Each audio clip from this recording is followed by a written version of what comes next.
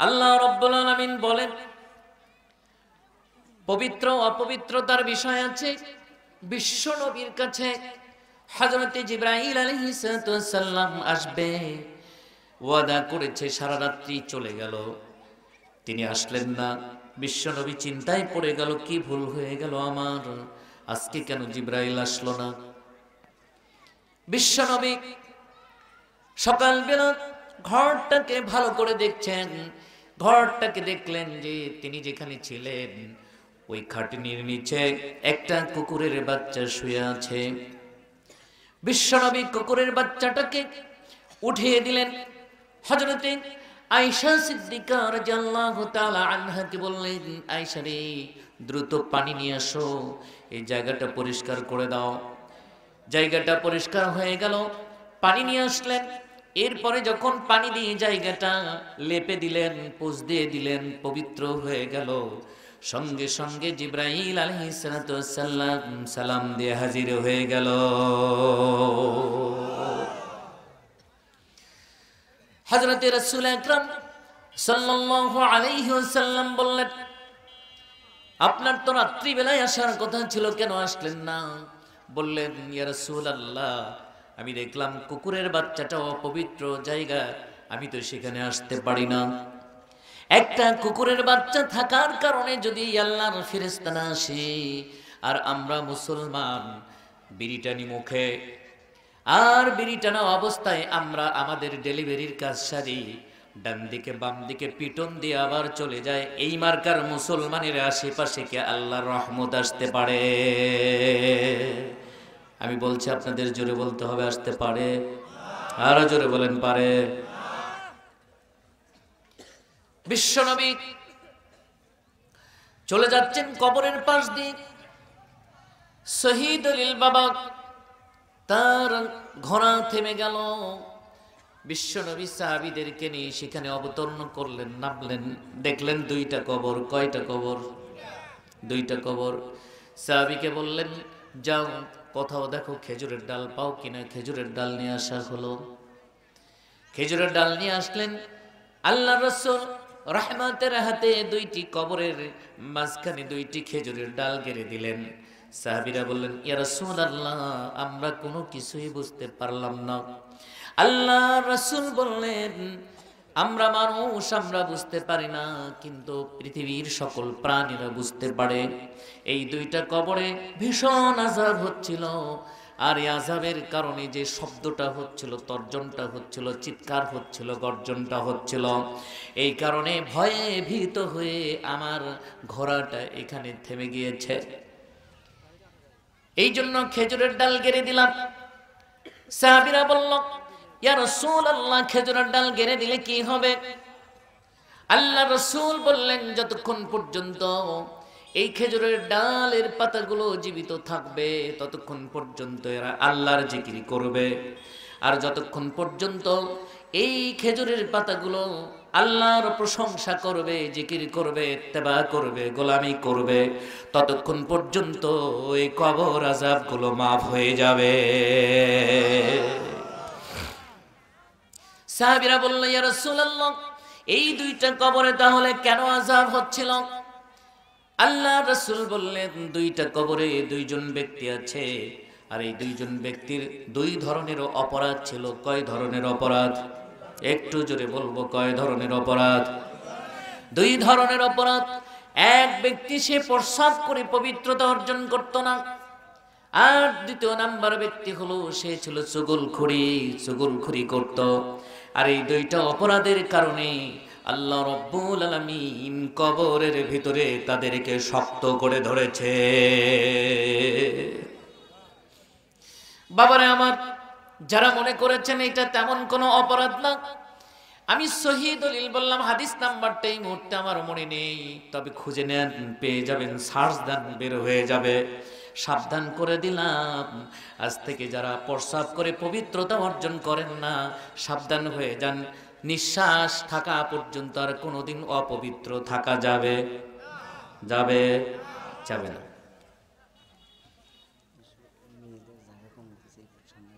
আচ্ছা,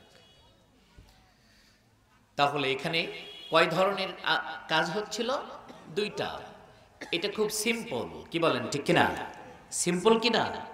প্রস্রাব করলাম, আমি পবিত্রতা অর্জন করলাম না, এটা আমরা পাপই মনে করি না, অথচ কবরে বড় ধরনের অপরাধ, বড়ভাবে আমাদেরকে গ্রেফতার করা হবে।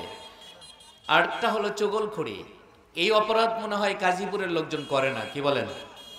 চুগলখড়ি করে? মাশাআল্লাহ, নাউজুবিল্লাহ বলবেন না?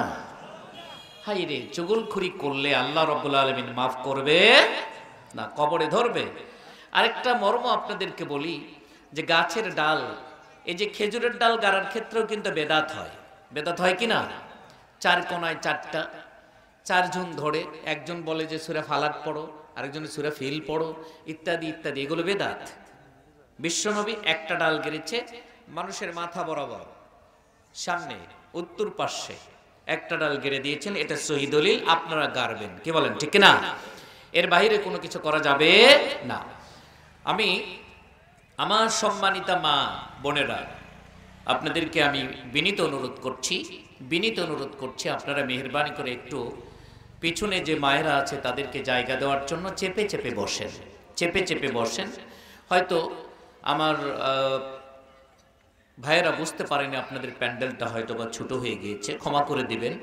আর আপনারা মেহেরবানি করে একটু চেপে বসেন, মুখটা বন্ধ করে, মুখ চলবে না, মুখ বন্ধ রেখে আমরা একটু সামনের দিকে এসে আরেক বোনকে, আরেক মাকে, আরেক চাচিকে, আরেক মামিকে, আরেক ভাবিকে একটু জায়গা করে দিব। এই যা আল্লাহ আপনারা দান করবে, আল্লাহ আমাদের সকলকে কবুল করুন, বলেন আমিন আমিন। আমি আলোচনা সামনের দিকে যেতে চাচ্ছি। আল্লাহ রাব্বুল আলামিন এই বাবাকে প্রশ্ন করবেন না, এই কারণে যে এটা এত বড় জঘন্য অপরাধ। একটা সন্তান বুঝে না, ছোট্ট সন্তান, শিশু সন্তান, এই সন্তানকে তারা জীবন্ত মেরে ফেলেছে, যার কারণে একজন বাবাকে আল্লাহ প্রশ্ন করার কথা না করে একজন শিশুকে প্রশ্ন করবে, তোমাকে কেন মারা হয়েছে? এত বড় ধরনের পাপ। আল্লাহ রাব্বুল আলামিন যেই সমস্ত বাবারা ওই শিশু সন্তানদেরকে হত্যা করেছে, ওই সমস্ত বাবাদের দিক থেকে মুখটা ফিরে নেবে, আল্লাহ নিজেই মুখ ফিরে নেবে। আল্লাহ যদি কিয়ামতের দিন আপনার আমার দিক থেকে মুখ ফিরে নেয়, বলেন তো আপনার আমার অবস্থা ভালো হবে না খারাপ হবে? একটু জোরে বলেন, ভালো না খারাপ? এখন আসেন, তারা এই মানুষগুলোকে কেন হত্যা করত? নাম্বার 1, এই ছোট্ট সন্তানকে হত্যা করত তারা, প্রথম নাম্বার হলো অভাব অনটনের কারণে। কিসের কারণে? অভাব অনটনের কারণে। এই কারণে যে আমরা অভাবী, ঘরে যদি কোনো মেয়ে সন্তান হয় তাহলে আরো অভাবটা বাড়বে, মেয়ে হলে অভাব বাড়বে। এই কারণে আমরা জীবন্ত কোন মা যখন গর্ভে সন্তান ধারণ করে আর যখন প্রসব বেদনা শুরু হয়ে গিয়েছে, ওই মায়ের সামনে একটা বড় করে গর্ত খনন করেছে, ওই গর্ত খনন করে রেখেছে। যখন মেয়ে সন্তান জন্মগ্রহণ করেছে, এই মার সামনেই ওই জীবন্ত মেয়ে শিশুটারে গর্তের ভিতরে পুঁতে ফেলে দিয়েছে। এত নিকৃষ্ট একটা সমাজ ব্যবস্থা ছিল, এইভাবে পুঁতে ফেলেছে। একটা কারণ, সেটা হলো অর্থনৈতিক দুরবস্থা, অভাব অনটনের ভয়ে কন্যা সন্তানকে তারা মেরে ফেললো। এইভাবে যে সন্তানগুলো জন্মে সেই সন্তানকে মেরে ফেলে।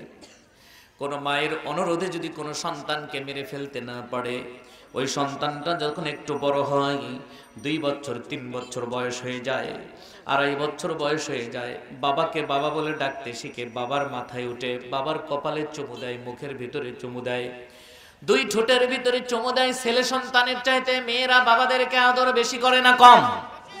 আর একটু জোরে বলি, বেশি না কম? বেশি বেশি আদর করে। বিশ্ব নবীর কাছে একজন সাহাবী যখন মুসলমান হলেন, যখন ইসলামের বিজয় হয়ে গেল, মুসলমান হয়ে গেলেন, বর্ণনা করতেছেন তার সন্তানের কথা। ইয়া রাসূলুল্লাহ, আমার স্ত্রী আমার সন্তানটাকে মারতে দেয়নি। এই সন্তান কি যখন বেশ বড় হয়ে গেল, আমাকে বাবা বাবা বলে সব সময় ডাকতো। দূর থেকে যখন আসতাম, ক্লান্ত হয়ে পড়তাম, আমার ডেকে নিত, আমারে ডাকতো, আমার কোলে এসে বসতো, আমার গায়ে যদি ঘাম থাকতো আমার মেয়েটা সুন্দর করে মুছে মুছে দিত আর আমারে চুমু দিত। আমি যেখানে যেতাম আমার পিছে পিছে সেখানে যেত। এমনি ভাবে একদিন আমার স্ত্রীর সঙ্গে বোঝালাম তাকে বেড়াতে নিয়ে যাব। নিয়ে গেলাম, বেশ দূর চলে গেলাম। জঙ্গলের ভিতরে আগে একটা কোদাল রেখে এসেছিলাম, ওই কোদাল দিয়ে গর্ত খনন করা শুরু করলাম। ছোট্ট মেয়ে বুঝে না, না বুঝে বলে, বাবা তুমি এত কষ্ট কেন করছো, তোমার তো গা ঘেমে যাচ্ছে, একটু বসো। আমি যখন বসতাম আমার মেয়েটা আমার গা থেকে ঘামগুলো মুছে মুছে দিত। আবার যখন আমি গর্ত খুঁড়তে খুঁড়তে ক্লান্ত হয়ে পড়তাম, বসতাম, দাড়ির ভিতরে মাটি লেগে থাকতো, আমার কোলের ভিতরে বসে আমার দাড়ি থেকে আস্তে আস্তে করে মাটিগুলো সাফ করে দিত, খুলে ফেলে দিত, এইভাবে ফেলে দিত। আর বলতো, বাবা চলো বাড়ি যাই, তুমি এত কেন কষ্ট করছো এখানে, চলো বাড়ি যাই। এরপরে যখন গর্তটা অনেক হয়ে গেল, খোঁড়া হয়ে গেল, আর আমি আমার মেয়েটাকে বললাম, মা দেখো তো গর্তটা কেমন হয়েছে। ও যখন দেখতে নিল, আমি ধাক্কা দিয়ে গর্তের ভিতরে ফেলে দিলাম। ধাক্কা দিয়ে গর্তের ভিতরে যখন ফেলে দিলাম, এত বড় গর্ত যে মেয়েটা সেখান থেকে উঠতে পারবে না।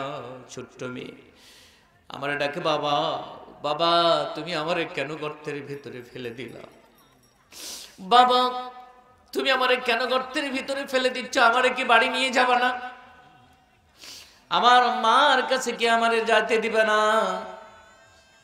আমি তার কথায় কর্ণপাত করলাম না। এরপরে তারকে আমি আস্তে আস্তে করে মাটি চাপা দেওয়া শুরু করলাম। মেয়েটা যখন বুঝতে পারলো আমারে আর বাঁচাবে না, মেয়েটা বেশ বুঝে আমারে বলতেছে, বাবা আমি বুঝতে পেরেছি তুমি বোধহয় আমাকে আর বাঁচাতে চাবে না। হাত জোর করে বলল, বাবা আমার জীবনটা আমাকে ভিক্ষা দাও, আমি এখান থেকে যেদিকে দু চোখ চলে যায় সেই দিকে আমি চলে যাব, আর কোনোদিন তোমার সামনে যাব না, তোমারে অপমানিত করব না। বাবা শুধুমাত্র আমাকে জীবনে একবার একটু বাঁচতে দাও। আমি তার কথাই কর্ণপাত করলাম না। উপর থেকে বারবার তার উপরে মাটি চাপা দিচ্ছিলাম, আর্তনাদ করে করে বলতেছিল, বাবা ও দয়ার বাবা আমাকে আর মেরো না, আমাকে মেরো না। একজন মানুষ কত কত পাষাণ হলে, পাষণ্ড হৃদয়ের হলে, কলিজার টুকরা সন্তান, এই সন্তানকে এইভাবে মাটি চাপা দিয়ে দিয়ে মারতে পারে। এই সাহাবী বর্ণনা করতেছেন যে আমি যখন তার উপরে বড় ধরনের চাপ দিলাম, তার মাথা থেকে ফিনকিদের রক্ত বের হওয়া শুরু হয়ে গেল। যখন সে ইসলাম কবুল করেছে তখন সে অনুতপ্ত হতে পেরেছে, বর্ণনা করতেছেন। বিশ্বনবী তার বর্ণনা শুনে দু চোখের পানি ছেড়ে দিয়ে কাঁদছেন। বিশ্বনবীর দাড়ি মোবারক থেকে টপ টপ করে পানি জমিনের মধ্যে পড়ে যাচ্ছে। সাহাবীরা বলতেছে, ইয়া রাসূলুল্লাহ অনুমতি দেন, ওরে উচিত শিক্ষা দিয়ে দেই। বিশ্বনবী বলল, না না ওরে বলতে দাও, ওকে বলে হালকা হতে দাও, ও তো বুঝে নাই, ও এখন বুঝতে পেরেছে, অনুতপ্ত হয়েছে, ওলে বোঝার সুযোগ দিয়ে দাও। বিশ্বনবী আবারও বললেন, তুমি আরেকবার ঘটনাটা বলো। এরপরে এই ব্যক্তিটা আবার যখন এইভাবে তার ঘটনাগুলো বলতেছিল, বিশ্বনবী কাঁদতে কাঁদতে অস্থির হয়ে গেলেন। সাহাবীরা বললেন, তুমি তো বিশ্বনবীর কান্নার কারণ হয়ে গিয়েছো। এত বর্বর, এত এত জঘন্য হতে পারে মানুষ যখন সে ইসলাম গ্রহণ করেছে। এরপরে বিশ্বনবীকে বললে, রাসূলুল্লাহ আমার এখন কি হবে? বিশ্বনবী বললেন, তুমি যেহেতু তোমার ভুল বুঝতে পেরেছো, তুমি দ্বীনের পথে ফিরে এসেছো, দ্বীনের একজন কর্মী হয়েছো, দিন প্রতিষ্ঠার কাজ করছো, আল্লাহ রাব্বুল আলামিন তওবাকারীর তওবা কবুল করেন, তওবাকে পছন্দ করেন, আল্লাহ অবশ্যই তোমারে ক্ষমা করে দেবে।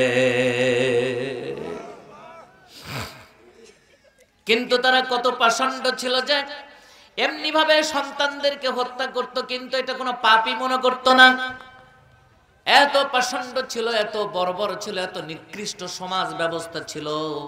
ওই ভেঙে পড়া নিকৃষ্ট খনি সমাজ ব্যবস্থাকে আল্লাহ রাসূল কোরআন দিয়ে আবার সোনার সমাজে পরিণত করে দিলেন। সুবহানাল্লাহ, সোনার সমাজে পরিণত করল। আমার প্রিয় ভাইরা, আমি শুধু বলতে চাচ্ছি, আমরা ওই যে খাবারের বেশি লোক হবে এই ভয়ে সন্তানদেরকে হত্যা করি। বাংলাদেশে এরকম মানুষ আসে কিনা অনেকেরই মনে পড়ছে না, আমি একটু মনে করে দেই। যারা জন্ম নিয়ন্ত্রণ করেছেন, এখানে অনেকেই থাকতে পারি কিনা?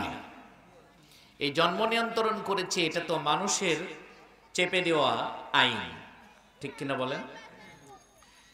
আমি বলবো আস্তে, আপনারা বলবেন জোরে। জন্ম নিয়ন্ত্রণ, পরিবার পরিকল্পনা, স্লোগান আছে কি?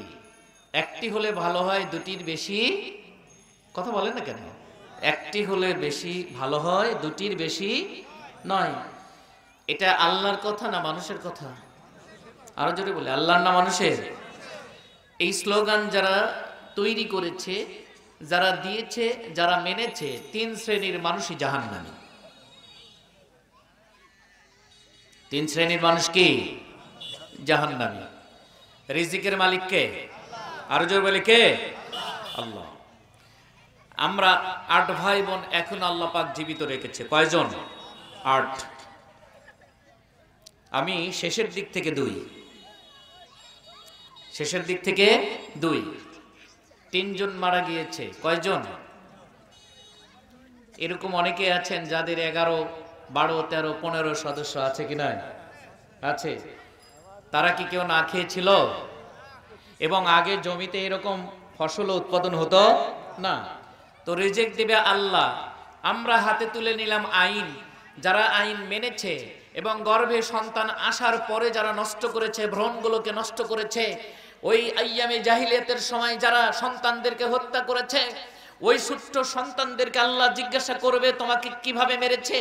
সেই দিন এই সন্তানগুলো তাদের আর্তনাদ সহকারে করুণ কণ্ঠে আল্লাহর সামনে তাদের হত্যার এই কাহিনীগুলো বর্ণনা করবে। আর আল্লাহ রাব্বুল আলামিন এই সমস্ত অপরাধী পিতামাতাকে ধরে এদেরকে জাহান্নামের অতল তলদেশে নিক্ষেপ করবে। তার সাথে বাংলাদেশের এই সমস্ত বাবা মারা যাবে কি যাবে না?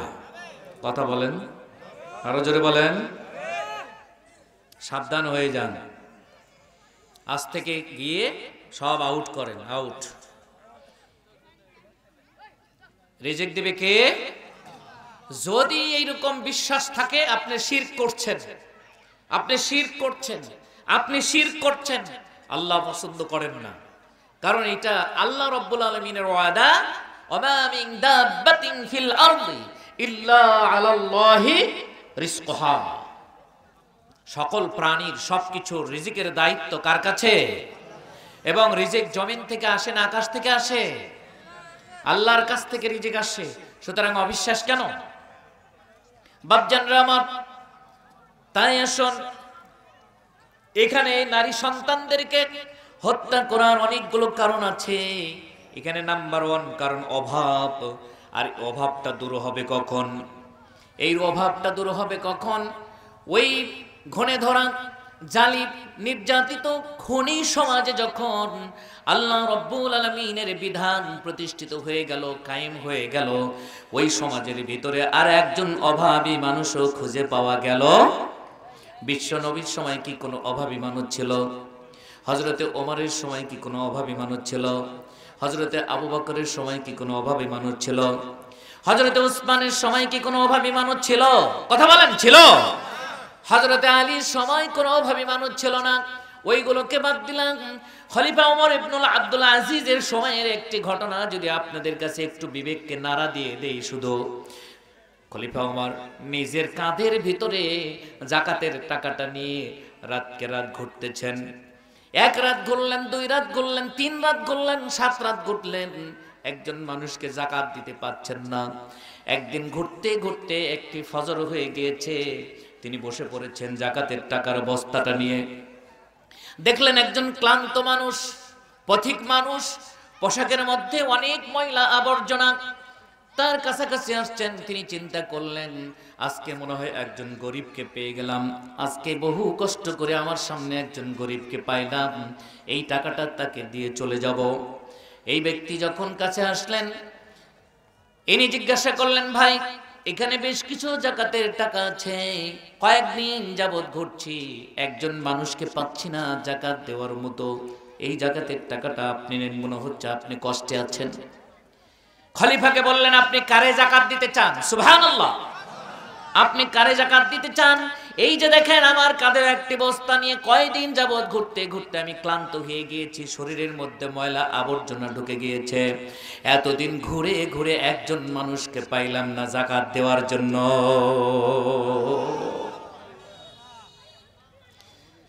এখানে আসেন, কোনো অভাবী মানুষ থাকবে না। আজও যদি বাংলার জমিন তথা গোটা বিশ্বের ভিতরে একটু যদি খেয়াল করেন আফগানিস্তানের দিকে, আফগানিস্তানে আফিমের চাষ হতো, এদের প্রধান শস্য ছিল, প্রধান উৎপাদন ছিল, কৃষিকাজ ছিল, কৃষি ফসল ছিল আফিম। কি ছিল? আফিম। আফিম দিয়ে কি করা হয়? নিশা। কি করা হয়? নিশা।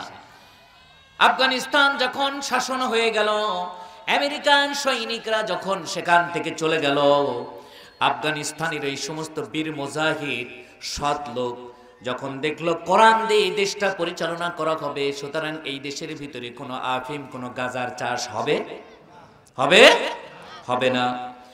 এই জন্য ওই ভূখণ্ডটাকে তারা সরকারিভাবে একর করে নিল। তার মানে এই নয় যে ওই জমির মালিকানা থেকে তাদেরকে বঞ্চিত করা হলো, তা নয়। তাদেরকে বলা হলো এই প্রজেক্ট আমরা নিলাম, এখানে আফিম আর চাষ হবে না। বিভিন্ন জায়গা থেকে উন্নত ধরনের বেদেনাগুলোর চারা সংগ্রহ করলেন। আজকে আফগানিস্তানে চলে যান, দেখেন এই বিশাল ভূখণ্ডের ভিতরে বেদেনার চাষ শুরু করে দিল। আল্লাহ রব্বুল আলামিন হারামকে উৎখাত করে হালাল যখন সেখানে চাষবাস শুরু করে দিয়েছে, অপরন্ত ভান্ডার সেখানে ফসলের দান করেছে। গোটা বিশ্বে আজকে আফগানিস্তানের সেই আপেলের সেই বেদেনার জোশগুলো চলে যাচ্ছে, এত উন্নত হয়েছে যে আফগানিস্তান সেখান থেকে নিয়ে গোটা অর্থনীতিটা সচল হয়ে গিয়েছে। একটু খেয়াল করে দেখেন যে কি হইল সেখানে। ঠিক তেমনি বাংলার জমিনে যদি আল্লাহর রুবুবিয়তকে প্রতিষ্ঠিত করা হয়, আপনাদের সামনে হাদিস পড়েছেন আব্বাস রাদিয়াল্লাহু তাআলা আন قال قال رسول الله صلى الله عليه وسلم ذاق طعام الإيمان ذاق طعام الإيمان من رضي بالله ربا وبالإسلام دينا وبمحمد رسولا صلى الله عليه ওয়াসাল্লাম। মুত্তাফাকুন আলাইহি, বুখারী এবং মুসলিম শরীফের হাদিস। আমার প্রিয় বাবারা, একটু মন দিয়ে কান দিয়ে শুনবেন, বিষয়গুলো অত্যন্ত গুরুত্বপূর্ণ কথা, অত্যন্ত গুরুত্বপূর্ণ কথা। সারা জীবন ওয়াজ শুনি কিন্তু ওয়াজগুলো বুঝি না, মানিও না, প্যান্ডেলের বাইরে রেখে যাই। ঠিক কিনা? কথা বলে না? রেখে যাই। ওয়াজ বুঝতে হবে, মানতে হবে। এই ওয়াজটা ব্যক্তি, পরিবার, সমাজ, রাষ্ট্র পর্যন্ত পৌঁছাতে হবে। ঠিক কিনা? আমার ভাইরা, আমি একজন মাকে একটু দৃষ্টি আকর্ষণ করছি। মা, আপনার সন্তানটাকে নিয়ে আপনি একটু বাসায় যান। আম্মু, আপনার যে সন্তানটা কাঁদছে, এই সন্তানটাকে নিয়ে একটু বাসায় যান, তাতে সুবিধা হবে, মাহফিলের জন্য সুবিধা হবে। আল্লাহ আপনাকে হেদায়েত দান করুন, বলেন আমিন। আল্লাহ ওই সন্তানকে বুঝদান করুন, থামিয়ে দিন, বলুন আমিন। এই হাদিসটাতে বলা হলো হযরত আব্বাস পূর্ণ আন্তরিকতার সাথে আল্লাহকে রব, কাকে রব? আরো জোরে বলেন, কাকে রব? আল্লাহর নামে এত আসতে বললে হবে, জোরে বলেন, কাকে রব? পূর্ণ আন্তরিকতার সাথে আল্লাহকে রব। কাকে রব?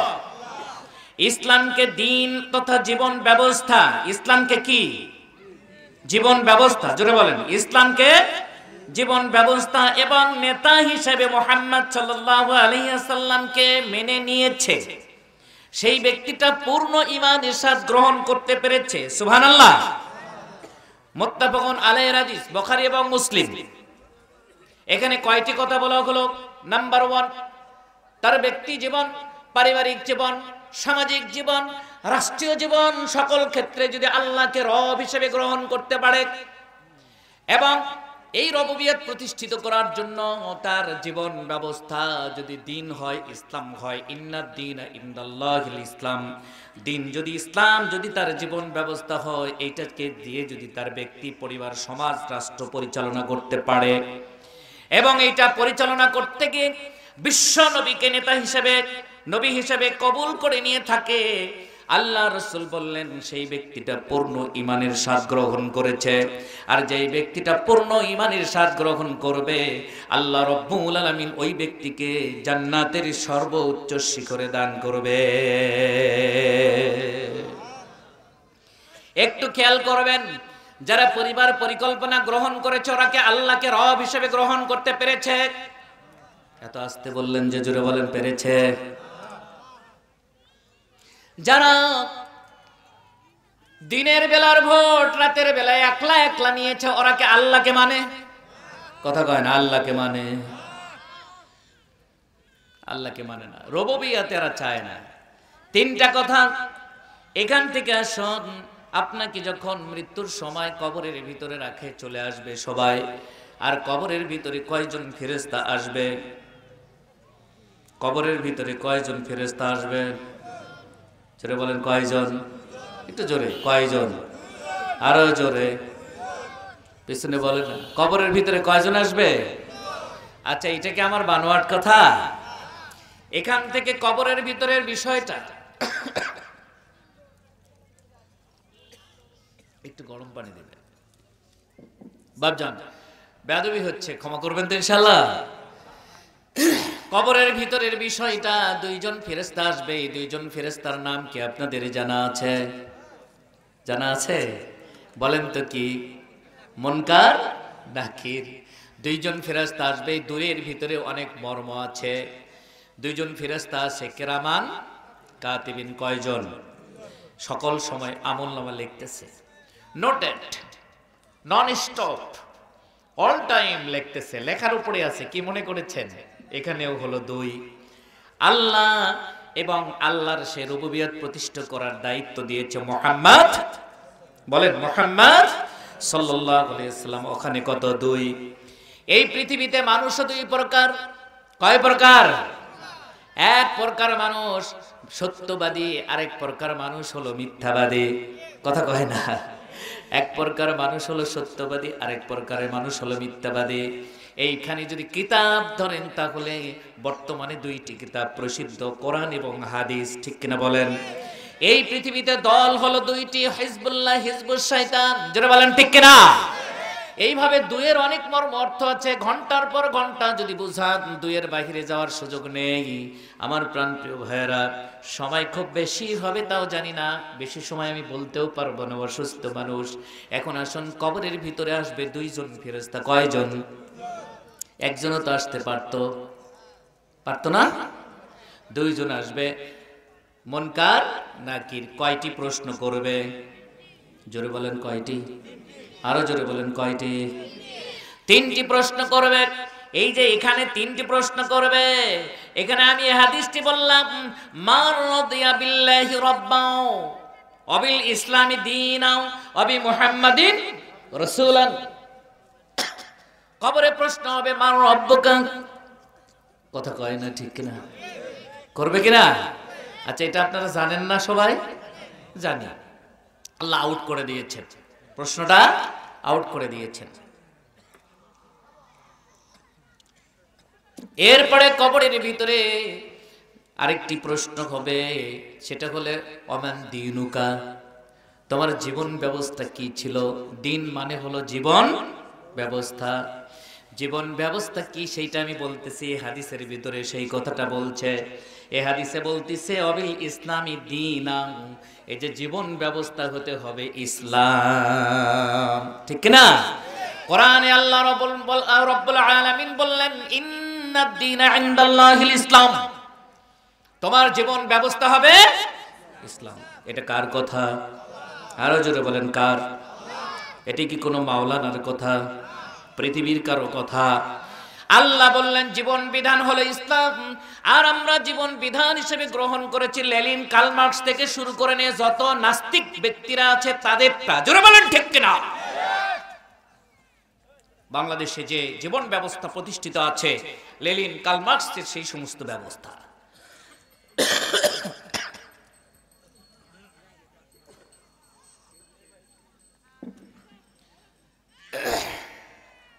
কষ্ট পাচ্ছেন আপনারা? আমি একটু কষ্ট, মা আপনাকে এই সন্তান নিয়ে আমি চলে যেতে বলেছিলাম, আমি ভলান্টিয়ার ভাইদেরকে দৃষ্টি আকর্ষণ করছি, একটু কাইন্ডলি প্লিজ প্লিজ এই যে সন্তানটা কাঁদছে এই মাকে একটু বাসায় পাঠিয়ে দেন, আমার খুবই কষ্ট হচ্ছে আলোচনা করতে। মা আপনার কি বিবেক নাই? খুবই কষ্ট হচ্ছে, আলোচনার মধ্যে এত ঝামেলা হচ্ছে বলার মতো না। আপনি বুঝতে পারছেন না শয়তান এসে আপনার সন্তানকে জ্বালাচ্ছে যেন এই মাহফিলের বিঘ্ন ঘটে?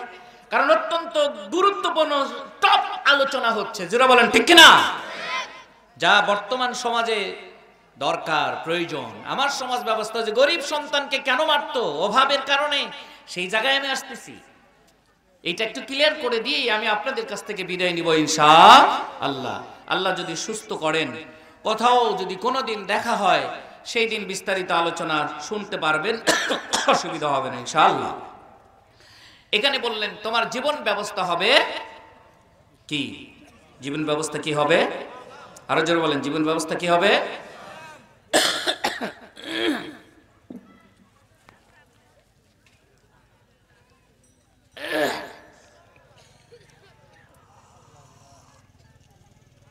জীবন ব্যবস্থা যদি ইসলাম না হয়ে থাকে তাহলে বুঝে নিবেন যে কপালে অনেক দুঃখ আছে। ইসলামী জীবন ব্যবস্থার মধ্যে একটা আছে হলো যাকাত। জোরে বলেন ঠিক কিনা? যাকাত হলো ইসলামী জীবন ব্যবস্থা। এই যাকাত যদি প্রতিষ্ঠিত হয় তাহলে দেশের ভিতরে কোনো অভাব অনটন থাকবে না, গরিব থাকবে না, সবাই ধনী হয়ে যাবে। সুবহানাল্লাহ, আসতে হবে না জোরে হবে। কিন্তু ইসলাম প্রতিষ্ঠিত করতে তিনটি শক্তি বাধা প্রদান করবে। কয়টি শক্তি? আরো জোরে বলেন কয়টি? নাম্বার 1 রাষ্ট্রীয় শক্তি। তারা কখনোই চাবে না যে দেশে ইসলাম নাই, কোরআন নাই, সেই দেশে কোরআন প্রতিষ্ঠিত হোক, এটা তারা চাবে। নাম্বার 2 সেটা হলো পুঁজিবাদী, অর্থাৎ যারা ধনাঢ্য ব্যক্তি, শিল্পপতি, যারা সমস্ত অর্থকে কয়েকজনের ভিতরে কুক্ষিগত করে রেখেছে, ওখান থেকে ছাড়ে, টুকটুক করে ছাড়ে। 100 টাকা ছাড়লে 1 বছরের মধ্যে 200 টাকা বানায় নিয়ে যায়। কথা বলেন না ঠিক কিনা?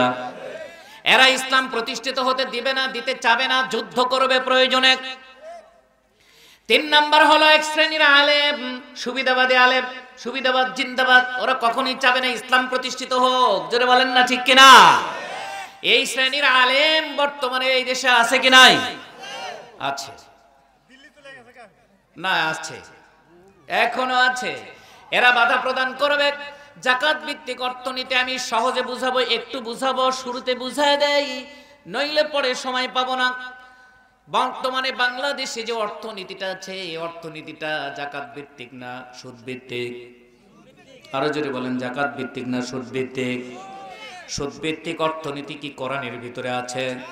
সুদ ভিত্তিক অর্থনীতি কি ইসলামের ভিতরে আছে? সুদ ভিত্তিক অর্থনীতি কি ইসলাম সাপোর্ট করে? সুদ ভিত্তিক অর্থনীতি কি কোরআন সাপোর্ট করে? সুদ ভিত্তিক অর্থনীতি দিয়ে কি মুসলিম তার জীবন পরিচালনা করতে পারে? যদি করে সে কি মুসলিম থাকবে? এখন আসুন, সুদ ভিত্তিক অর্থনীতির সিস্টেম হলো উপর থেকে আসবে নিচের দিকে, নিচ থেকে দিবে, পাবে হলো উপরের লোক। অর্থাৎ ধনীরা ধনী হবে, গরিবরা আরো গরিব হবে।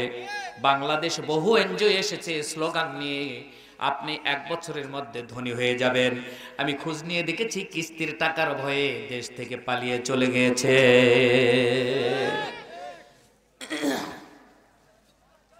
শান্তি নাই, শান্তি নাই। আজকে গতকালকে একজন শিক্ষিত একজন স্যার আমার কাছে বসে বলতেছে, স্যার আর এই দেনা করবো না স্যার, এই সুদি কাই কারবার এত টেনশন স্যার। করুন যে স্যার দ্রুত বের হয়ে আসেন, ওর ভিতরে আল্লাহ ওখানে শান্তি রাখে? শান্তি রাখে না। ওরা আপনাকে অনেক লাভ দেখাচ্ছে, কিন্তু এত ক্ষতি হচ্ছে আপনার। সুদ ভিত্তিক অর্থনীতির সিস্টেম হলো গরিবরা দিবে, ধনীরা পাবে, গরিবরা আরো গরিব হবে, ধনীরা আরো ধনী হবে। জোরে বলেন ঠিক কিনা? আর যাকাত ভিত্তিক অর্থনীতির সিস্টেম হলো একটু মাথা একটু ফ্রি করে দেন এখন, কারণ এই গ্লাসটা যদি ভর্তি থাকে এর ভিতরে আমি যতই পানি দেই কেন আর কি পানি ঢুকবে? আর গ্লাসে যা পানি ছিল আগের, ময়লা থাক, আবর্জনা থাক, ভালো থাক আর মন্দ থাক, পানিগুলো ফেলে দিয়ে যদি গ্লাসটা ফ্রি করে নিয়ে আপনাদের কাছে দেই, তাহলে পানি দিলে পানি গ্লাসে ঢুকবে কি ঢুকবে না? ঢুকবে। এই জন্য মাথাটা ফ্রি করেন। দেখেন কি সুন্দর একটা সিস্টেম জাকাতের। জাকাত ভিত্তি করতে হলো ধনীরা দিবে, গরিবরা পাবে। সুবহানাল্লাহ, আসতে হবে না জোরে হবে? ধনীরা দিবে, গরিবরা পাবে। গরিবরা ধনী হবে, ধনীরা আরো ধনী হবে। আল্লাহু আকবার, আরো জোরে বলেন আল্লাহু আকবার। এই জায়গায় হলো মাথা গরম। ধনীরা আরো ধনী হবে, গরিবরা আরো গরিব হবে। কি হবে? গরিবরা ধনী হবে, ধনীরা আরো ধনী হবে। সুবহানাল্লাহ বলবেন না? ইসলাম কত ইন্টারেস্টিং জায়গা। কারণ আল্লাহ রাব্বুল আলামিন বলেছেন জাকাত শব্দের অর্থ হলো বৃদ্ধি। আল্লাহ ওয়াদা করেছেন যারা জাকাত দিবে, যদি ধরেন আবি হুরায়রা রাদিয়াল্লাহু তাআলা আনহু قال قال رسول الله صلى الله عليه وسلم ما من يسبح العباد الا ملكان ينزلان। এই যে এখানে দুই, এখানে কয়? হযরত আবু হুরায়রা থেকে বর্ণিত বুখারী শরীফের হাদিস, মুসলিম শরীফের হাদিস। সেখানে বললেন যখন বান্দারা সকাল করে, সূর্য যখন উঠে যায়, ঘুম থেকে যখন উঠে, আল্লাহ রাব্বুল আলামিন আকাশ থেকে দুইজন ফেরেশতা নাজিল করে দেয়। কয়জন? আরো জোরে বলেন কয়জন? মা মিন ইসবিহিল ইবাদি ইল্লা মালাকানি ইয়ানজালানি। দুইজন ফেরেশতা নাজিল হয় বান্দা যখন ঘুম থেকে ওঠে। আল্লাহু আকবার। তাদের একজন ফেরেশতা বলে আল্লাহুম্মা আতি মুমসিকান খালাফান। রব্বুল আলামিন, তোমার যে বান্দা দান করে তুমি তাকে প্রতিদান দিয়ে দাও, বাড়ায়া দিয়ে দাও। সুবহানাল্লাহ বলবেন না? তাদের একজন বলতিছে ফায়াকুলু আহাদুহুমা আল্লাহুম্মা আতি মুনফিকান খালাফান। বলতিছে রব্বুল আলামিন, তোমার যে বান্দাটা দান করতেছে, অর্থাৎ যাকাত দেয়, ওসুর দেয়, তোমাকে ভয় করে সম্পদের যথাযথ হক যেটা আছে সেটা আদায় করে দিচ্ছে, রব্বুল আলামিন তার সম্পদ আরো বাড়ায় দাও, অসুস্থতা দূর করে দাও, সন্তান সন্ততি বৃদ্ধি করে দাও, ব্যবসায় বরকত দিয়ে দাও, সম্মান বাড়ায় দাও, সমাজে সমৃদ্ধিশালী দান করে দাও, রাজত্ব দান করে দাও। আল্লাহু আকবার। সকাল থেকে সন্ধ্যা পর্যন্ত আপনার জন্য যদি আল্লাহর ফেরেশতা দোয়া করে, আপনি ধনী হবেন না গরিব হবেন? কথা বলেন না, ধনী না গরিব? তাহলে ধনী হতে হলে যাকাত ও সুর দেওয়ার দরকার আছে কি নাই? মোল্লারা যেন এই কথাটা না বলতে পারে, এই জন্যই কখনোই চাবে না পুঁজিবাদীরা যে এই দেশে যাকাত প্রতিষ্ঠিত হোক। জোরে বলেন ঠিক কিনা? কখনোই এটা চাবে না। তাহলে আসুন বাবারে, এখানে আরেকজন ফেরেশতা বলতিছে রব্বুল আলামিন, তোমার যে বান্দাটা কৃপণ তারে তুমি ধ্বংস করে দাও।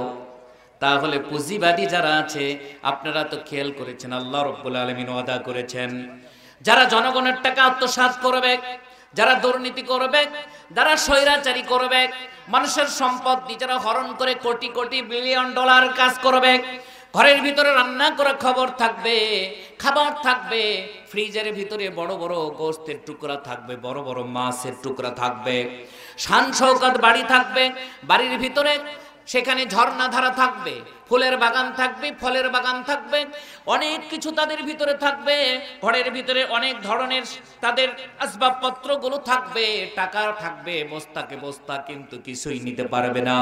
আমি যেদিন তাদেরকে ধরবো, তারা এই সব কিছু রেখে তাদের বাড়ি ঘর, ঝর্ণা ধারা, ফলমূল বাগিচা, তৈরি করা খাবার, টাকা সব কিছু রেখে সেই দিন পালিয়ে যেতে বাধ্য হবে। বাংলাদেশের ভিতরে হয়েছে কি হয় না? এটা আল্লাহর ওয়াদা, আল্লাহ রাব্বুল আলামিন সেটা আদায় করেছে। এই জন্য এই হাদিসে বলতেছে মা রাদিয়া বিল্লাহি রাব্বান ওয়া বিল ইসলামি দীনান ওয়া বি মুহাম্মাদিন রাসূলান। কবরের ভিতরে প্রশ্ন করবে কয়টি? তিনটি প্রশ্ন করবে। নাম্বার 1 বলবে তোমার রব কে, অর্থাৎ দুনিয়াতে তুমি কাকে রব হিসেবে গ্রহণ করেছিলে। 2 নাম্বার হলো দুনিয়ার ভিতরে তোমার জীবন ব্যবস্থাটা কি ছিল। এই জীবন ব্যবস্থা যদি কোরআনের না হয়ে থাকে, এই জীবন ব্যবস্থার একটা কথা বললাম, যাকাত ভিত্তিক অর্থনীতির কথা বললাম। বাংলাদেশে যদি কোন দল এসে কোরআনের আইনে জাকাতটা প্রতিষ্ঠিত করে 5 বছরের ব্যবধানে গোটা বাংলাদেশের ভিতরে একজন দরিদ্র মানুষও পাওয়া যাবে না, কারণ ওর উপরে জাকাত ফরজ হয়ে যাবে। কি বলেন ঠিক কিনা? এর নাম হলো ইসলাম। সুবহানাল্লাহ বলেন, সুবহানাল্লাহ। এখন আসুন আরেকটা প্রশ্ন করবেন, তোমার নবী কে ছিল, মানে তোমার নেতাটা কে ছিল? আবারও প্রশ্ন করা হবে হাদিসে, ওমান হাজার রাজুল, ওই ব্যক্তিটা কে? অর্থাৎ কবরের সঙ্গে বিশ্ব নবীর কবরের লাইন হয়ে যাবে। সুবহানাল্লাহ। পৃথিবীতে নেতৃত্ব মানতে হবে কার? আরো জোরে বলেন কার? নেতা হবে রাসূল। তো রাসূল তো নেই। রাসূল বলেছে কি, আল উলামা ওয়ারিসাতুল আম্বিয়া, আলেমরা হচ্ছে আল্লাহ রাসূলের ওয়ারিস। রাসূল সাল্লাল্লাহু আলাইহি ওয়াসাল্লাম যে সুন্নাতটা রেখে দিয়েছেন, ওই সুন্নাত অনুযায়ী যারা নেতৃত্ব দিবে ওই সমস্ত নেতার আনুগত্য করতে হবে। জোরে বলেন ঠিক কিনা? আপনাদের সামনে আরেকটা হাদিস উপস্থাপন করেছি, আনিল হারিসিল আশআরি রাদিয়াল্লাহু তাআলা আনহু قال قال رسول الله صلى الله عليه وسلم امركم بخمس। এখানে হারিসুল আশআরি থেকে বর্ণিত, তিনি বলেন রাসূল সাল্লাল্লাহু আলাইহি ওয়াসাল্লাম বলতেছেন, আমি তোমাদেরকে নির্দেশ দিচ্ছি 5টি বিষয়ের জন্য। কয়টি বিষয়? আরো জোরে বলেন কয়টি বিষয়? 5টি বিষয়। তার মধ্যে প্রথম নাম্বার বললেন বিল জামাআতি, তোমরা দল করবে। কি করবে? শুরুতে বলতেছে দল করো, অথচ বাংলাদেশের একদল লোক কয় যে ইসলামী কোনো দলই নাই। কি বলেন ঠিক কিনা? এখানে বলতেছে দল করবে বিল জামাআতি, স্পষ্ট হাদিস, মুসলিম শরীফের হাদিস। আর আল্লাহ রাব্বুল আলামিন কোরআনের ভিতরে বললেন ওয়াতাসিমু বিহাবিলিল্লাহি জামিআ ওয়া লা তাফাররাকু। সুবহানাল্লাহ বলবেন না? তোমরা সবাই দলবদ্ধভাবে, ঐক্যবদ্ধভাবে একত্রিত হয়ে আমার কোরআনকে আঁকড়িয়ে ধরো, পৃথক হয়ো। আরো জোরে বলেন, পৃথক হয়ো না। এখানে আল্লাহ নিজেই বললেন, যদি আমার কোরআন মানতে চাও তাহলে দল করতে হবে। ইসলামের ভিতরে দল আছে কি নাই? কোরআনের দল আছে কি নাই? কোরআন দিয়ে কোরআন বলতেছে দল করতে হবে, দলের বাহিরে ইসলাম নাই। এখানে হাদিস বলতেছে বিল জামাআতি, তুমি দল করো, জামাতবদ্ধ হও, ওয়াসসামি, নেতার কথা শোনো, ওয়াত্তাআতি, এবং ওই জামাতের নেতা যা বলে, তার মানে বাংলাদেশ জামাত ইসলামের কথা বলছি না, যারা কোরআনের নেতা হয় তাদেরকে বলতেছে ওয়াত্তাআতি, তাদের আনুগত্য করো, ওয়াল হিজরাতি, এবং সমস্ত আল্লাহর অপছন্দনীয় কাজ থেকে তুমি দূরে সরে যাও। সুবহানাল্লাহ বলবেন না? আল্লাহর অপছন্দনীয় কাজ, সুদ খাওয়া আল্লাহর পছন্দনীয়, ঘুষ খাওয়া, ঘুষ দেওয়া আল্লাহর পছন্দনীয়, দুর্নীতি করা আল্লাহর পছন্দনীয়, বিড়ি সিগারেট, ধূমপান, আফিম, মদ, গাঁজা ইত্যাদি আল্লাহর পছন্দনীয়, বিভিন্ন জায়গায় গিয়ে অশ্লীলতা, বেহায়াপন আল্লাহর পছন্দনীয়, এরপরে টেন্ডারবাজি কি আল্লাহর পছন্দনীয়। এইভাবে একটার পর একটা যদি যান, মানুষ খুন করা আল্লাহর কি পছন্দনীয়। এইভাবে প্রত্যেকটা জিনিস যেগুলো আল্লাহর অপছন্দনীয় বলতেছে ওয়াল হিজরাতি, সেখান থেকে তুমি দূরে সরে এসো। ওয়াল জিহাদু ফি সাবিলিল্লাহ, আর যেখানে আল্লাহর দ্বীন প্রতিষ্ঠিত নাই, আল্লাহর দ্বীনকে প্রতিষ্ঠিত করার জন্য দলবদ্ধভাবে তোমরা প্রচেষ্টা করো। সুবহানাল্লাহ।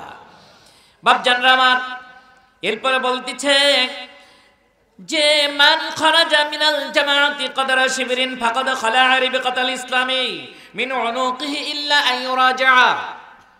যদি কেউ জামাত থেকে আধার পরিমাণ সরে চলে আসে, অর্থাৎ ইসলাম থেকে যদি কেউ, ইসলামী দল থেকে যদি কেউ আধার পরিমাণ দূরে সরে চলে যায়, অর্থাৎ বাতিলের দিকে যায়, মন গড়া বিধানের দিকে চলে যায়, কারণ আল্লাহ কোরআনে বললেন ওয়ালা তাফাররাকু, পৃথক হইও না। যদি কেউ পৃথক হয়ে যায় তাহলে কি হবে? বিশ্বনবী এখানে বললেন তার গলা থেকে ইসলামের রশিটা সে খুলে ফেললো। চিৎকার দিয়ে বলেন নাউজুবিল্লাহ। গলা থেকে যে ইসলামের রশি খুলে ফেললো, যদি হ্যাঁ ইল্লা মান ইউরাজা, যদি সে পুনরায় আবার ইসলামের দিকে ফিরে আসে, তাওবা করে ইসলামের ভিতরে ফিরে আসে। তাবুকের যুদ্ধে শুধু 2 জন আল্লাহর নবীর সাহাবী সেখানে গিয়েছিলেন না, অংশগ্রহণ করেছিলেন না, জামাত থেকে সরে আসেনি, তার কারণে তাদের পানিশমেন্ট হয়েছে কি হয় নাই? আরো জোরে বলেন হয়েছে কি হয় নাই? পানিশমেন্ট যদি হয়ে থাকে, আর যদি আমরা ইসলামের বাহিরে থাকি, আল্লাহ রাসূল বলতেছে তার গলা থেকে ইসলামের রশিটা সে খুলে ফেলে দিয়েছে। এরপরে বললেন ওমান দাআ বিদাআল জাহিলিয়াতি, যদি কোনো ব্যক্তি মানুষকে জাহিলিয়াতের দিকে আহ্বান করে ডাকে, অর্থাৎ ইসলামী দল বাদ দিয়ে অন্য কোনো দল করার জন্য মানুষকে দাওয়াত দেয়, ডাকে, সংঘবদ্ধ করে, অপসংস্কৃতির জন্য মানুষকে ডাকে, মাদ্রাসার বিরুদ্ধে ডাকে, মসজিদের বিরুদ্ধে ডাকে, কোরআন যেন মানুষ মানতে না পারে, বুঝতে না পারে, কোরআনের সমাজ যেন গড়তে না পারে, সেই দিকে মানুষকে ডেকে ডেকে সংঘবদ্ধ করার জন্য যদি তারা ডাকে, তাহলে বলা হচ্ছে কি তারা কোথায় যাবে? ফাহুয়া মিন জুসা জাহান্নাম, ওরা যাবে জাহান্নামে।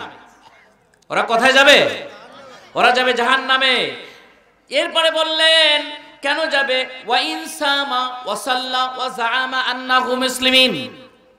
বিশ্বনবীকে প্রশ্ন করা হলো, ওই ব্যক্তিরা যদি নামাজি হয়, ওই ব্যক্তিরা যদি রোজাদার হয়, ওই ব্যক্তিরা যদি মুসলিম হয়, বিশ্বনবী বললেন তারপরে ও জাহান্নামী। চিৎকার দিয়ে বলেন নাউজুবিল্লাহ। তাহলে যারা সুন্নতি লিবাস ধরেছি, তাহাজ্জুদ গুজার হয়েছি, পরিচয় দেই মানুষের কাছে, তাহাজ্জুদ পড়ি, সকালবেলা কোরআন পড়ি, ইমামতি করি, অনেক জায়গায় সুন্নতি লিবাস ধারণ করেছি, নফল রোজা রাখি, ফরজ রোজা রাখি, নামাজ পড়ি, সব কিছু করি, কিন্তু ইসলাম মানি না, ইসলাম প্রতিষ্ঠিত করার কাজ করি না। এখানে আল্লাহ রাসূল স্পষ্ট বললেন ওয়া ইন সামা ওয়া সাল্লা ওয়া জাআমা আন্নাহু মুসলিম, যদি সে মুসলমানও হয়, নামাজি হয়, রোজাদার হয়, এরপরেও সে জাহান্নামী। শুধু নামাজ, রোজা, হজ, যাকাত এগুলো করলেই যে সে মুসলিম নয়। সকল ফরজের বড় ফরজ হলো আগে দিন জীবন বিধান হিসেবে গ্রহণ করতে হবে। জোরে বলেন ঠিক কিনা? আরো জোরে বলেন ঠিক কিনা? কতক্ষণ? আচ্ছা হ্যাঁ, সময়টা কতক্ষণ?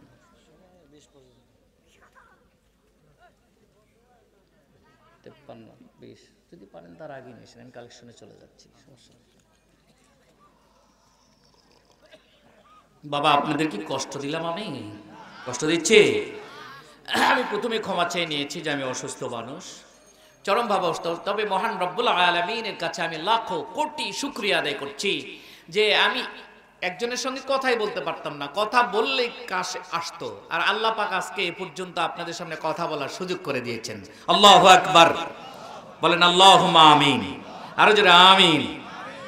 এখন আসুন আর একটু কথা আমি বলি, এই বলে আপনাদের কাছ থেকে আমি বিদায় গ্রহণ করব।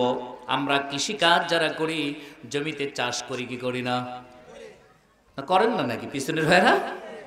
সার দেন না? সার জমিতে সার দেই, ঔষধি স্প্রে করি, এরপরে রাসায়নিক সার, জৈব সার, বিভিন্ন কিছু আমরা প্রয়োগ করি কিনা? করি। এই কারণেতে জমিনে ফসল হয়। কি বলেন? কথা কয় না, ঠিক কিনা? এই কারণে জমিনে ফসল হয়। এখন ধরেন ফসল হতে গেলে অনেক সময় প্রাকৃতিক দুর্যোগ হয়, হয় কিনা? প্রাকৃতিক দুর্যোগ হয়, যেরকম অতিবৃষ্টি, অনাবৃষ্টি, শিলাবৃষ্টি, ঝড় ইত্যাদি হয়, হয়ে ফসলের ক্ষতিও হতে পারে। তো এখন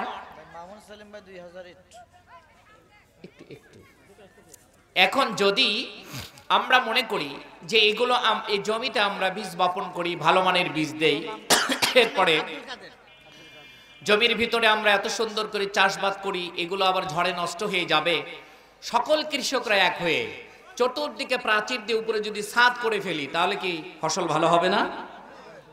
হবে? কেন হবে না? কারণ ওখানে শিশিরের দরকার আছে, বাতাসের দরকার আছে, বৃষ্টির দরকার আছে, আলোর দরকার আছে এবং তাপের দরকার আছে। জোরে বলেন ঠিক কিনা? আর যেইগুলোর নাম আমি বললাম, এইগুলো আল্লাহ রাব্বুল আলামিনের পক্ষ ছাড়া পৃথিবীর কোন মানুষ কি এগুলো দিতে পারে? পারে? পারে না। একটু তাকবীর দিয়ে দেন, আমি তো অসুস্থ তো। তাহলে বোঝা যাচ্ছে আমাদের জমিতে ফসল হওয়ার জন্য দরকার আছে আলোর, দরকার আছে শিশির, দরকার আছে তাপ, দরকার আছে বাতাস।